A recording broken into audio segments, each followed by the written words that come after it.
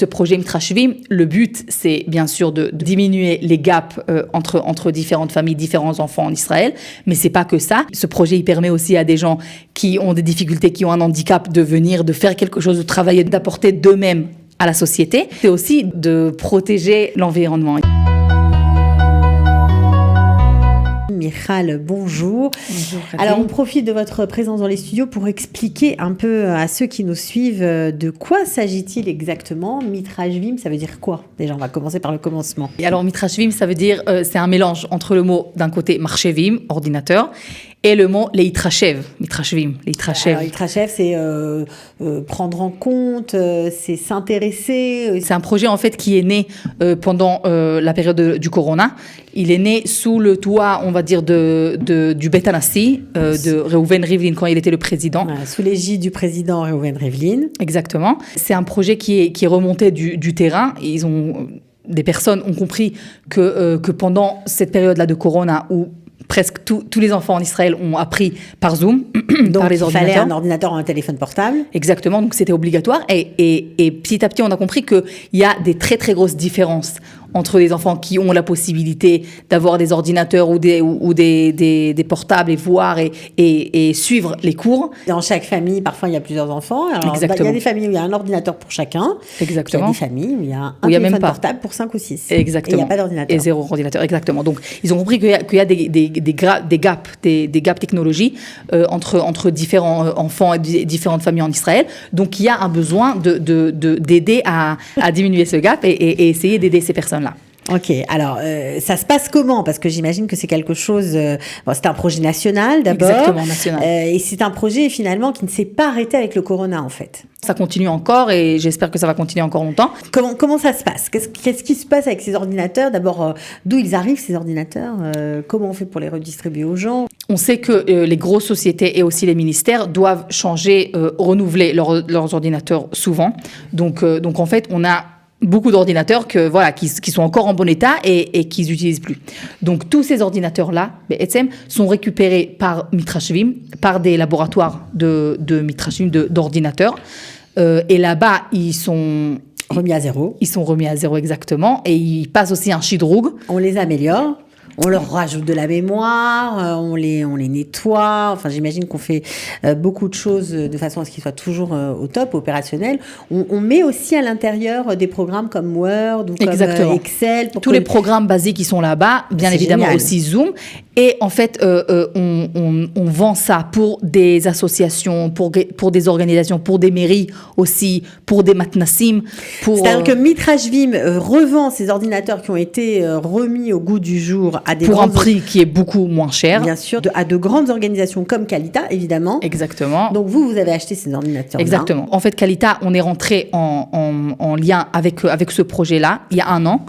Et depuis 1 an, on a pu aider 100 familles à récupérer des ordinateurs portables ou fixes. Alors, c'est-à-dire que ces ordinateurs-là que vous avez achetés, vous les avez redistribués aux familles contre une somme très modique de 100 shekels, on peut le dire. Exactement. Et donc, c'est-à-dire que là, vous me dites qu'il y a à peu près 100 ordinateurs qui sont issus de ce projet. Chez nos familles de Tzedaka, exactement. À la base, le but de ce projet-là, il est essentiellement pour des enfants qui sont encore à l'école. Ça veut dire, un des partenaires de Mitrashvim, c'est Misrad HaChinukh, c'est le ministère de l'Éducation. Donc, essentiellement, c'est pour ces enfants-là qui sont entre Kita Aleph jusqu'à Kita Yudbet, qui ont besoin encore d'ordinateurs pour se préparer à des examens, pour les bagrouyot, etc. Même après le corona, même si Baruch Hashem, on n'a plus besoin tellement du Zoom. Mais vu que nous, on s'occupe de Olim Chadashim, vu que nous, on travaille avec des gens qui ne sont pas uniquement des enfants à l'école, ils ont réussi à élargir aussi les critères et ils nous donnent aussi des ordinateurs, aussi pour des familles tzedaka pour des jeunes filles qui font leurs études, pour des jeunes qui font leurs études, qui ont juste terminé l'armée et qui commencent les étudiants. Pour des soldats seuls, pour plein de gens. Exactement. Et même aussi pour des retraités qui veulent aussi être un peu plus dans... Aujourd'hui, avoir un ordinateur, c'est pas... on a tous besoin d'un ordinateur. Donc, donc c'est vraiment normal, quelque chose parce que qui tout est digitalisé. Si on a besoin d'aller à la banque, si on a besoin il faut prendre rendez-vous, souvent sur des supports digitaux. Donc, quand on n'a pas d'ordinateur, c'est compliqué. Voilà. Ce qui est aussi magnifique dans ce projet, c'est que tout fonctionne sur du bénévolat. C'est-à-dire que les gens qui s'occupent de mettre au goût du jour les ordinateurs sont bénévoles.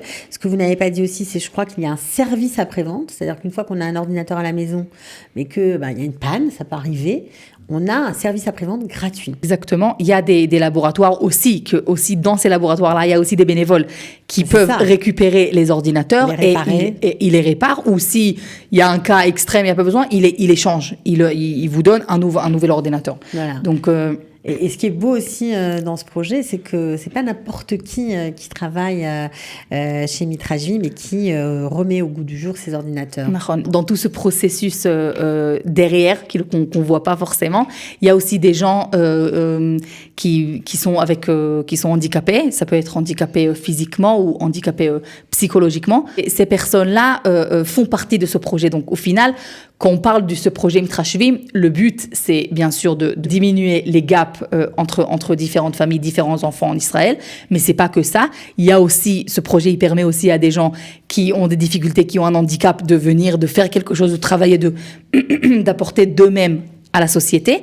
Et troisième chose, c'est aussi de protéger l'environnement. L'environnement, exactement. Oui, de protéger l'environnement. Bien sûr, c'est la préservation de l'environnement parce que, il n'y a pas de déchets inutiles, les choses sont recyclées. Donc, ça aurait pu être des centaines d'ordinateurs jetés à la poubelle qui auraient encore pollué. Et puis là, c'est pas le cas. Ça, c'est recyclé, ça continue d'exister. C'est quand même un très, très beau projet.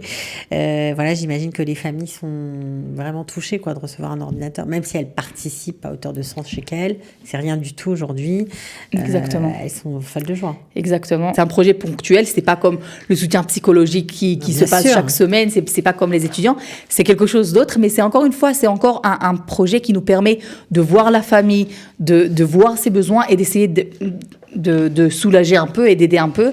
Et de faire le maximum que l'on peut.